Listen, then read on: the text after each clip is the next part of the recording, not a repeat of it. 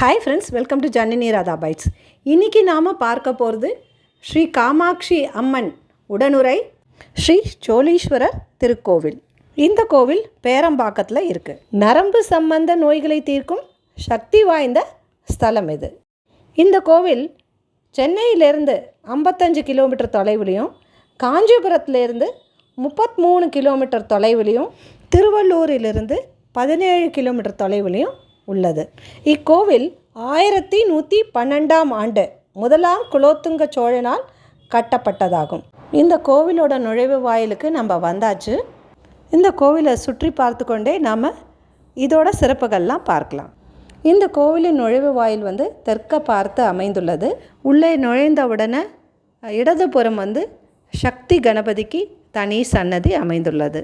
கணபதியை தரிசனம் பண்ண உடனே பக்கத்துலேயே காசி விஸ்வநாதருக்கு ஒரு சின்ன சன்னதி இருக்குது. அடுத்ததாக தட்சிணாமூர்த்தியை வழிபட்டு விட்டு வலதுபுறம் சென்றோமானால் முருகர் சன்னதி தனியாக உள்ளது. வள்ளி தெய்வ யானை சமேதராக காட்சி கொடுக்கிறார். இதற்கு பிறகு நிறைய சன்னதிகள் அமைந்துள்ளது. பைரவர் இருக்கார், ஐயப்பன், நவகிரகம், இதுக்கெல்லாம் தனியாக சன்னதிகள் உள்ளது. கோவிலின் கொடிமர தரிசனம் பண்ண அப்புறமா நேர உள்ளே இந்த நுழைவு வாயிலுக்கு எதிரில் உள்ள மகா மண்டபத்திற்குள் சென்றால் ஒரே நேரத்தில் மூலவரையும் அம்பாளையும் தரிசனம் பண்ண முடியும். மூலவர் சோழீஸ்வரர் கிழக்கு பார்த்தும், அம்பாள் ஸ்ரீ காமாட்சி நின்ற கோலத்தில் தெற்கு பார்த்து அருள் பாலிக்கிறாள். இக்கோவில் கல்வெட்டுகளில் மூலவரை குலோத்துங்க சோழீஸ்வரமுடைய மகாதேவர் என்று அழைக்கப்பட்டதாக குறிப்பிடப்பட்டுள்ளது. பிறகு காலப்போக்கில் அவர் சுருக்கமாக சோழீஸ்வரர் அல்லது சோழீஸ்வரர் என்று அழைக்கப்பட்டு வருகிறார். இப்பொழுது நாம் இக்கோவிலின் தனிச்சிறப்பை பார்க்கலாம். இங்கு அருள் பாலிக்கும் ஸ்ரீ சோழீஸ்வரர் முக்கியமாக நரம்பு நோய்களை தீர்க்கும் மகா மருத்துவர். இக்கோவிலுக்கு நரம்பு நோயால் பாதிக்கப்பட்டவர்கள் நிறைய பேர் இங்கு பிரார்த்தனை செய்கிறார்கள்.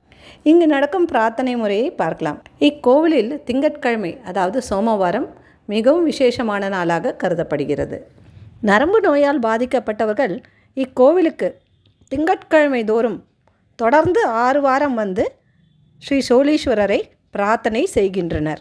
பக்தர்கள் வரும்போது கையில் முக்கிய அபிஷேக பொருட்கள், பால், இளநீர், விபூதி இவற்றையும் அர்ச்சனை பொருட்களையும் கொண்டு வருகின்றனர். திங்கட்கிழமைகளில் மட்டும் இக்கோவில் காலை 8 மணி முதல் மதியம் 3 மணி வரை திறந்திருக்கும். சுமார் 12 மணிக்கு சுவாமிக்கும் அம்பாளுக்கும் சிறப்பு அபிஷேகங்கள், பூஜைகள்லாம் நடைபெறுவதை நாம் காணலாம். இங்கு பூஜை முடிந்தவுடன் கொடுக்கப்படும் விபூதியும் வில்வப்பொடியும் நோய்களை தீர்க்கும் ஒரு அருமருந்தாக கருதப்படுகிறது. தொடர்ந்து 6 வாரம் பிரார்த்தனை ஆனவுடன் 7வது வாரம் கோவிலில் ஒரு சிறப்பு சங்கல்ப பூஜையும் கலச பூஜையும் செய்கின்றனர்.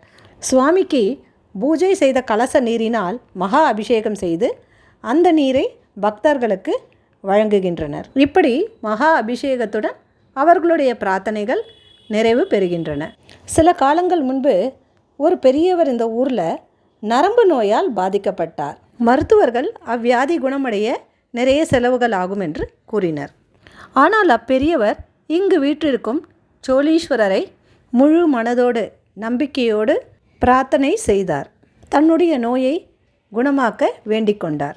ஈசனின் அருளால் அவருடைய நோய் முற்றிலும் குணமடைந்தது. அப்பெரியவர் இறைவனுக்கு நன்றி கடனாக இக்கோவிலில் கொடிமரம் ஸ்தாபிக்க உதவினார். இப்படி இத்தலத்தில் குடியிருக்கும் ஈசன் நரம்பு சம்பந்தப்பட்ட நோய் மட்டும் அல்லாமல் தன் அடியவர்களின் மற்ற குறைகளையும் கேட்டு அவற்றை தீர்த்து வைத்து என்றும் ரட்சித்து கொண்டு வருகின்றார். இந்த சோழீஸ்வரர் பதிகத்தில் குறிப்பிட்டுள்ள சிவன் கோயில்கள் அனைத்தும் இத்தலத்தை சுற்றியே அமைந்துள்ளன. இந்த ஸ்க்ரீனில் இதை நீங்கள் பார்க்கலாம். இங்கே குறிப்பிட்டுள்ள 5 சிவன் கோவில்களில் 3 சிவன் கோவில்களை பற்றி நீங்கள் எங்களுடைய சேனலில் பார்த்து தெரிந்து கொள்ளலாம். லிங்க் டிஸ்கிரிப்ஷன் பாக்ஸில் ஷேர் பண்ணியிருக்கேன். ஃப்ரெண்ட்ஸ், உங்களுக்கு இந்த வீடியோ பிடிச்சிருக்குன்னு நினைக்கிறேன். பிடிச்சிருந்தா உங்களோட ஃப்ரெண்ட்ஸ், ஃபேமிலிக்கெல்லாம் ஷேர் பண்ணுங்கள், லைக் பண்ணுங்கள், சப்ஸ்கிரைப் பண்ணுங்கள். தேங்க்யூ.